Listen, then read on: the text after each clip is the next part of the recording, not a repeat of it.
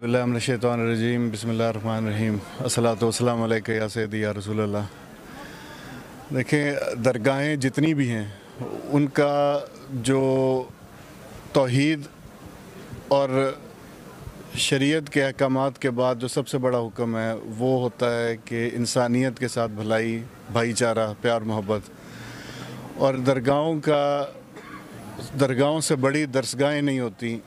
दरगाहें भी हैं, ये दरसगाहें भी हैं, और इन दरगाहों और इन दरसगाहों से सिर्फ प्यार, मोहब्बत, अकीदत, क्योंकि अदब जो है, अदब नहीं होगा तो कोई और चीज़ आप हासिल नहीं कर सकते।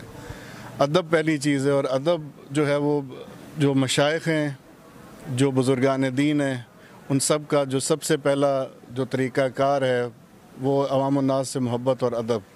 अदब क्या चीज़ होती है? अदब में अपने बुज़ुर्गों का अदब है, अपने बड़ों का अदब है, अपने शेख का अदब है। और अदब यही है कि जो अहकामात आप फरमाते हैं उन पे हम अमल करें। दीन और दुनिया की भलाई इसी में, यही हुक्म है। सब इकट्ठे हो के इस माशरे को, इसमें अपने आप को एक फ़ाल शहरी बना के अपने आप को एक मुस्बत एक